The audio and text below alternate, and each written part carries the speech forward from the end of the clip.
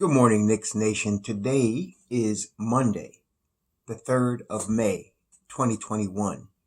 Happy Monday to you. I hope you're COVID free. I hope you're healthy, you and your family, and that your needs today are being met. Blessings on those that work in the healthcare field, trying to save lives, trying to help people who are sick, people that cannot take care of themselves, people that are dying, whether they be older people that get help from home attendants, nurses assistants, and also those that get help from physicians assistants and doctors as well. Blessings on them. Blessings on those that pick up garbage to keep our places clean. And on those that make deliveries, unsung heroes that deliver goods and services that we sometimes take for granted. Double blessings on those that are out here chasing criminals around the earth, trying to save men, women, boys, girls, babies from the clutches of human trafficking and sex slave operations that are multi-billion-dollar businesses on the planet. Curses upon those that support child pornography and these industries of such filth. Finally, blessing on those that are working on behalf of the homeless.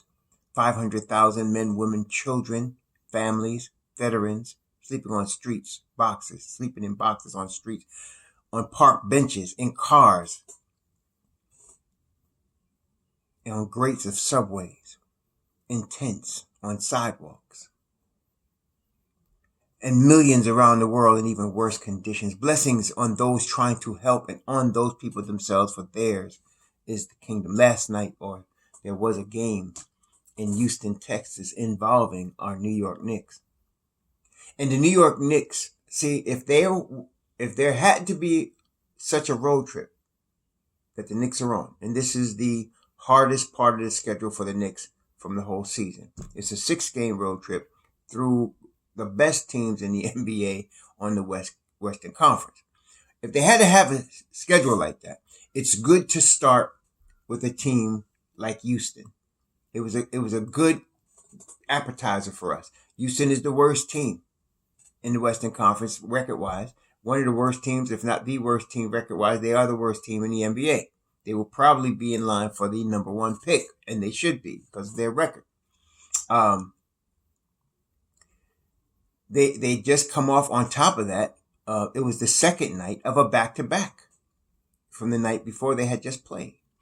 There were also, Houston is basically Christian Wood, Michael Porter Jr.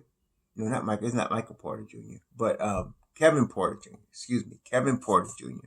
Both of them are good players. Kevin Porter Jr. and Kelly Olynyk, basically, that's their team. And they were totally overwhelmed by the New York Knicks last night. The New York Knicks were, first of all, the superior team, then having 3 days rest coming into Houston. This was a perfect way to start the road trip for the Knicks. There were some shaky moments during the game. The Knicks were a little sloppy. Julius was a little sloppy with his handle a couple of times. They were too sloppy for just a few parts of the game. First quarter, well, not the first quarter really, but second quarter, third quarter, the beginning of it. But then somebody, I don't know if it's Christian Wood or Kelly Olynyk. Kelly Olynyk's also a semi-dirty player, borderline, and he's also always been, since he was on the Celtics, a consistent Knick killer. But somebody got Julius Randle riled up.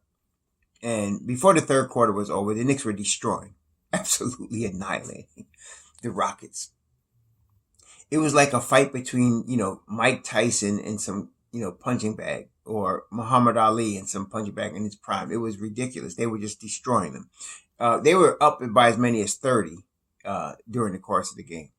At that point, you just don't want people to get hurt. And I'm glad that Tom Thibodeau did not play Julius Randle the fourth quarter, took him out, gave the reserves and the end of the bench people much more minutes yesterday.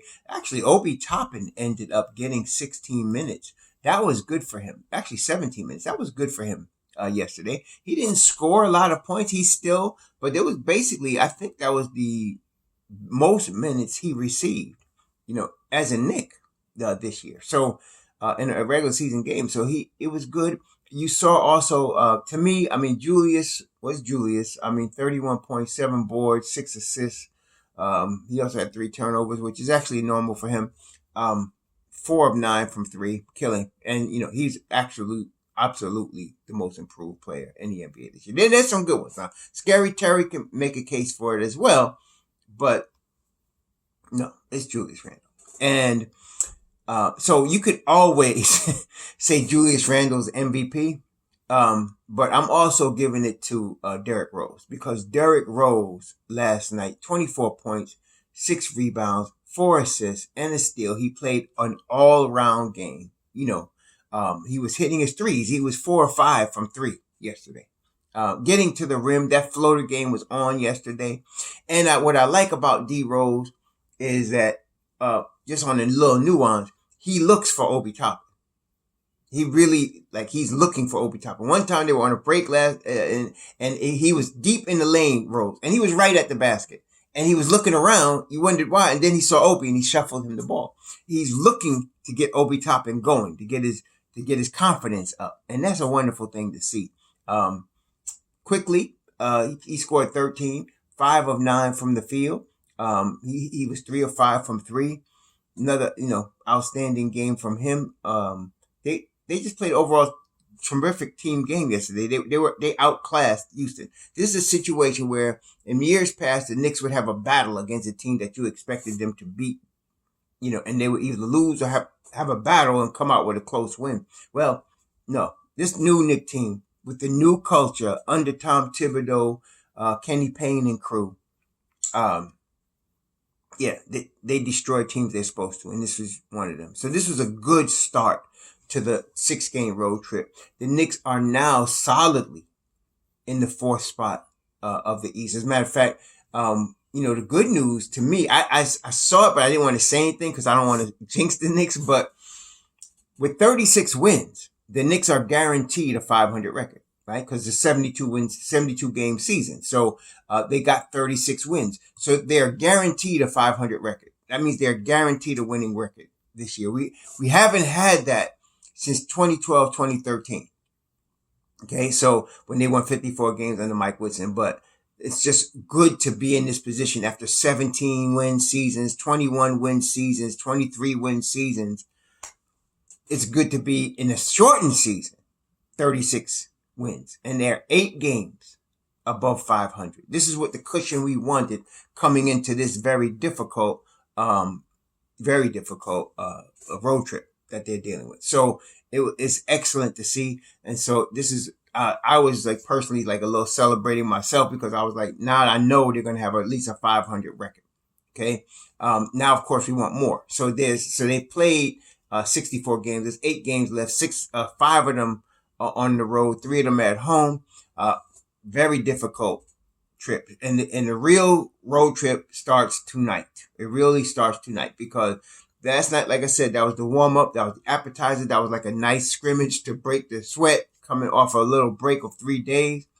But tonight they play Memphis, and Memphis is really in the battle. As you've heard Tom Thibodeau, Julius Randle, and all the Knicks players say, it's different this season for a couple of reasons. First is the short and condensed schedule, very intense, and you've seen that in the injuries from a lot of teams. And then secondly, because of the play-in, which is an excellent idea that the NBA came up with, the play-in to see who's going to be the official 7th and 8th seeds from the last 4 seeds of between 7 and 10. Everybody has something to play for, including Memphis. Memphis is now in the 8th seed. They are 3.5. They just lost their last game. They have a 3.5 game deficit between them and Portland, who is the 7th seed. And the Lakers. The Lakers, Dallas, and Portland are tied for the 5th seed. Okay. Right behind them, well, not right behind them, but 3.5 games behind them is Memphis. Memphis is trying to hold off the Warriors, who are only a half game behind them in the 9th seed. Okay, so they're all fighting, jockeying for position. And we only have 8 games left. So Memphis is going to come to play tonight in their home court. Okay, this is going to be where the real test begins. Okay. Now, the last time we played Memphis, the Knicks beat them in a high scoring affair. I think it was 133, 129, something like that. And it was at the end, we got fortunate. John Morant, they played good defense on him. He missed a shot. That dude, Dylan Brooks, killed us last time. And they were going to be without probably Nerlens Noel. Nerlens Noel tweaked his ankle last night. It didn't look like something that was, going to make him miss, 2 weeks or something like that. But he may miss a couple of games. I would be surprised if he played tonight. He's going to be out tonight, which means you're going to get Taj Gibson starting at center, which is fine. And I'm thinking they're going to play Pell, the kid Pell, because he has shown a very good toughness. He's playing Tom Thibodeau type defense. I can see him playing, or they'll go small and play Julius at the 5. They could do that as well. That might not be a bad idea because if Valanciunas cannot guard Julius Randle on the perimeter, that would let Julius go nuts. So, and of course, if they double Julius and that double includes Valanciunas, there's going to be people like R.J. Barrett and Derrick Rose and Emmanuel Quickly and, of course, Reggie Bullock getting wide open looks. So this is an opportunity, for us in a way because, and that's what I've been saying all year. All of you people out here talking about we were shallow. Some people talking about we were shallow at the 5. I didn't know what team we were looking at because we had Richard Robinson and then Nerlens Noel and then Taj Gibson and then you got Julius that could play the 5 and then Obi could play the 5 and now they got Pell. But we're not sure. I mean, that's probably our deepest position. So if somebody's going to tweak an ankle, let it be one of the 5s because, we're deep there. Speaking of that, it looked like Mitchell Robinson is close to a return. If he's going to come back, I'd like to see him come back within that last 3 games that we have at home. That would be excellent because then he gets prepared for the playoffs. That would be excellent. I still, because of the length of time he's been out, I would have Nerlens start still and have Mitchell come behind him because the length of time he's been out and the way now Nerlens is now clicking in that first unit. You don't want to mess with that. But I would have Mitchell Robinson come off behind the bench for him. And then I'd move Taj. It would hurt minutes for Obi a little bit. But we talk about playoff time. It's money time. So you got to bring the noise. So, I would have Taj then back up Julius at the 4 and then, bring in Mitchell Robinson. Ooh, what a defense that would be. Okay. So that's what I'm talking about. So, we're looking good. So tonight though is the game. They got to come with the Knicks defense. Last night, it was Houston. And there was a couple of minutes where it looked bad. And the reason it looked bad was simple help defense. I mean, one of the greatest things the Knicks were doing, the improvements on the defensive end that were not there last year. And I think I mentioned this multiple times in the beginning of the season when I thought they should trade Julius Randle. One of the problems I had was last year when Julius would go to double team somebody. And the ball would swing out of the double team, he did not sprint back to get another guy, and somebody was left wide open. Okay? Completely different this year. So not only just from Julius, and he has improved tremendously. So he is sprinting back. He's sprinting back, and that's what makes a double team effective. You get the ball out of the hands of the person who you don't want to shoot the ball, and you still get back to cover your man. Okay? The Knicks have been doing this on the top team in the NBA defensively, right? So they've been doing this on a consistent basis this year. But last night, they were reluctant to give the double team. Reluctant. And that cost a couple baskets. And they were not helping a couple. And it wasn't just, it was, I seen it from Taj. I seen it from Derrick Rose. A couple situations where like RJ is guarding Kevin Porter Jr. Kevin Porter Jr., I mean, if you go back and look at my video when we talked about rookies, we talked about prospects and, that kid is the deal, man. I mean, it's all in his head whether he's going to actually end up being an NBA player because if he can get, I don't know what he's dealing with on his personal side, but talent wise, as far as an NBA player, he's all-star level. This kid is the deal. I mean, he was the deal when Cleveland had him. And that's why I was hoping the Knicks would at least look at him when Cleveland cut him loose. But I understand that they didn't, because you can't mess up your locker room camaraderie for one guy, no matter how talented he is. That could destroy a team. One bad apple in the locker room. So that's what I can understand. They didn't mess with him. But I hope he straightens out his off-court stuff, because he's real, man. And so RJ was trying to guard him, and you cannot guard him one-on-one. There's lots of players in the NBA like that. That's why they're in the NBA.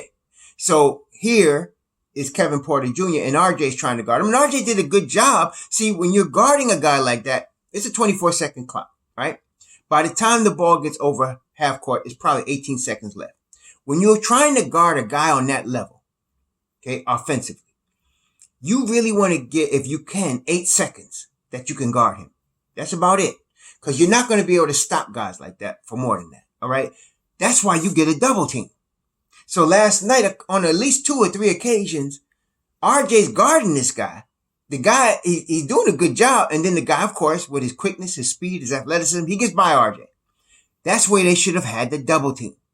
And a couple times they didn't, right? And so what ended up happening is the kid scored or made an assist. He created a play that would be a positive for their team. One time, Taj leaned like he was going to go to him and didn't. Kid blew by him again. See? And so I think they would not do that tonight against Ja Morant, because I think they know better. I thought in that regard, they took the Rockets a little lightly last night and thought that they could just do that. But then in the end of the third quarter, the Knicks defense came back. I mean, at the end of the day, the Rockets shot 22% from 3. They were shooting at one point. The Knicks had them down to 11% from 3. They ended the night shooting 23%, 8 for 35 from 3 last night. The Knicks shot 51% from 3. That's because the Rockets don't play no defense. But they can't do that against Ja Morant tonight. They just can't do that. I don't care if it's Bullock guarding him or whatever. They're going to need help. Okay, and you got to show double team, get the ball out of his hand. And we've seen this during the course of the year at different points of the year, where they let one guy, whether it's a Chris Paul or Devin Booker or, Ja Morant, go off without getting the ball out of his hand in a critical time. Hopefully they do that. Then we've seen times when they did it properly, like when they played Kyrie, they did it until Elfrid Payton decided he was going to be the hero and try to guard an unguardable guy. That's why we lost the game. But for the most part, they've been doing this properly. So I don't want to see that tonight. I want to see them get the ball out of Ja Morant's hand. I want to see them force Dillon Brooks into tough shots. Dillon Brooks is rough. He's another, listen, Memphis is a good team. They got a bunch of nobodies in a small market, but they're a really good team, and they're very well coached. Okay. So I don't even know who their coach is, but I remember he had them playing disciplined defense when we played them, even though it was a high scoring affair at the end. So this is going to be the first test of this road trip right here. This is the first one. This is where, it gets real right here. This is where it gets real. And then of course from here, the next game is Denver. Denver's third in the West, and they are trying to battle because, now Phoenix is number 1 in the West. Utah and Phoenix are tied for number 1, and Denver is 3 games behind them in the West. Okay. So, see what happened. Denver does not want to be in that 3 spot. You know why they don't want to be in that 3 spot? Because if they're in the 3 spot, the first round is against the Los Angeles Lakers right now. And they don't want that. Even though LeBron, I think, got hurt again last night, you do not want to see him in the playoffs, right? So they don't want, I think everybody in the West wants to avoid the 3rd spot. And so Denver is going to be desperate to win. They just, even without Jamal Murray. Now, speaking of MVP, I've been talking about the Joker pretty much all season, having this locked down. But you have to consider, now this is crazy, but you have to consider Chris Paul, right? I mean, Phoenix is number 1 in the West. They barely missed the playoffs last year. Their team is the same as it was last year. They're just a year older with the, continuity thing, important. But basically, they added Chris Paul to that team, and they went from barely making the playoffs to number 1 in the West. it was, and of course, as Knicks fans, we know it was just last week he hit these 2 crazy shots to win the game for him last year. This cat is 36 years old. So you got to consider him for MVP, though. I mean, to me, if Phoenix wins the West, if they end up taking the Western Conference, I'm going to have to, my vote is for Chris Paul for MVP. Because I was looking at Denver because the Joker, for most of the season, the Denver Nuggets was up there in the top 2. Okay? And the Joker's still doing his thing. But they, since they lost Jamal Murray, I mean, they're holding their own. They're ahead of the Clippers. But, yeah, you got to consider Chris Paul. But back to the Knicks. So tonight, we got a tough, this is really it right here. So I'm glad Julius only played 30 minutes last night. I'm glad they laughed at everything, had a good time. Now the work begins.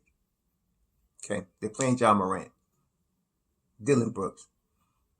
They got, this is not going to be easy. Okay. And so we got to win this game tonight. Okay. And it was close last time at the Garden. So here we go. All right. Knicks Nation. I started a Patreon page. My wife said, "You doing so much of this Knicks stuff." Just yesterday. So I said, "Yeah, you might get, she said, you doing all these podcasts and stuff, put a Patreon." I mean, I did. So I put it up there for the Knicks. It's called Raw Hebrew Remnant Reppin' Knicks Nation. Visit if you want, whatever. But I did. I put it out there. So, when mommy's happy, everybody's happy. When mommy's not happy, nobody's happy. Y'all know how that goes. So anyway, it is what it is. And be safe out there today. Enjoy the game tonight if you get a chance to watch it. By grace of Most High, I'm looking to watch that. Let's get a W, baby. Shalom.